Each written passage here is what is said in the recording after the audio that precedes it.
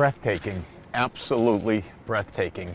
Here we are on Palatine Hill, overlooking the Roman Forum. The Roman Forum, the center of civic life of the Roman Republic and the Roman Empire, the place for 1,000 years where the Romans gathered and went about their public life. They went shopping, praying, celebrating, with funeral processions, triumphal processions. This was the center of urban life in the center of the greatest city of the Roman Empire and the greatest city of the world. Remember that in around 100 AD, at the maximum extent of the Roman Empire, the city of Rome had more than 1 million inhabitants, vastly larger than any other city in the world. The Roman Empire had an estimated 60 to 80 million people, perhaps 20 or 25% of the entire world population. And here in the Roman Forum was the life of the city and the life of the Roman Empire. The Romans, during the period of the Roman Republic, roughly the 500 years, roughly from 500 years before Christ to 27 BC, when the Roman Empire began, that 500-year period was called by the Romans res publica, the business of the public. Of course, in English we have the word republic that comes from that. And I think the stunning fact of Rome and the Roman Empire was how much business of daily life was conducted as public business, as public spectacle, public affairs, whether it was rituals or the gladiator and circus events of the Colosseum that we can see over on the eastern side of the Forum, or whether it was the triumphal processions in which the generals of the Roman Empire came back and had the public of Rome celebrate their triumphs. And from our vantage point here on the top of the Palatine Hill, looking over the Forum, we can see three great triumphal arches. The Arch of Titus, constructed around 80 AD to commemorate the triumph of the conquering of Judea, the destruction of the Second Temple of the Jewish people in 70 AD by the general Titus, who later became emperor. Farther on, we see the Arch of Constantine, celebrating his triumph over his rivals in one of the most decisive battles of human history, certainly of Western history, the Battle of the Milvian Bridge in 312 AD, because Constantine credited his victory to a sign of God, to the Christian God, and he converted to Christianity, and by ending the restrictions on Christian worship in his edict after his victory, and then opening the way for Christianity to become the state religion of the Roman Empire some decades later. Of course, he fundamentally changed the course of all of Western culture and Western civilization.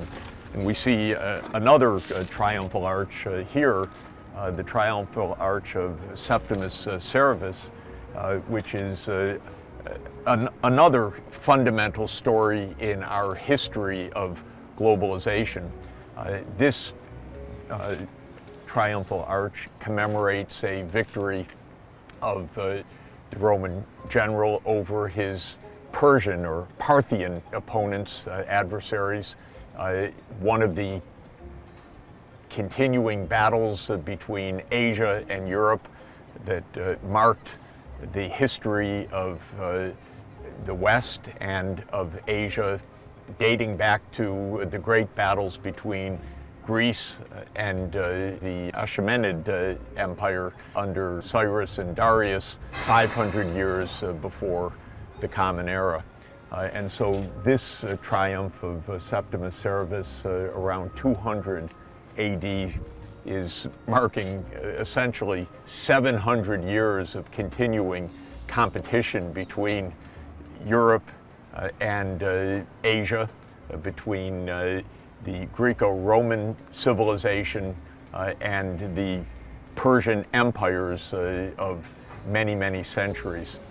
So when we have the joy to be here, this amazing reality of being able to breathe 1,000 years of public life, we are able to experience this sense of the monumental accomplishments, the scale of achievement, the continuity of achievement over centuries and centuries of building. And remarkably, till today, we are able to see, be inspired by, learn from these remarkable monuments.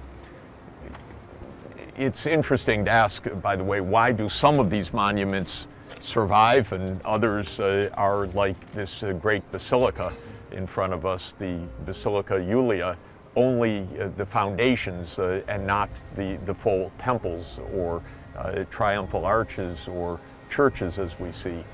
And I think there's a basic story there also that is absolutely crucial for our understanding of the ages of globalization. The physical material construction of the Forum, the marble that was used, the great art that was produced here, was constantly recycled over the centuries. And so this great Forum from 500 BC to 500 AD later on fell into serving as cemeteries, serving as storage sites after the fall of the Western Roman Empire. But it also became essentially a quarry site, a place to take the building blocks for a later Rome. And it was actually when we realized that St. Peter's Basilica was built in part by quarrying the great marble from the Forum that we can see not only the constant recreation of this eternal city, but we can understand more of its history and why we see this great historic area in the condition that it's in. When we look at the church across the way here, we also see something very commonly seen in Rome. You see the Roman temple and its great columns in front, and a church built just behind. And wherever one is in Rome, one can see the great Roman columns often into the walls of churches built 1,000 or 15 years after the original Roman construction. So this is a city that lives. It lives with recreation. It lives from its mythological founding in 753 BC, but actually with human habitation that goes back thousands of years before that. And it continues to live and to reinvent itself, but always to build on this base of history and this awareness of history and this continuing expansion of our imagination of what people, a res publica, a great republic, can accomplish. It's absolutely dazzling to be here and to just breathe in this place of such profound history and profound human energy.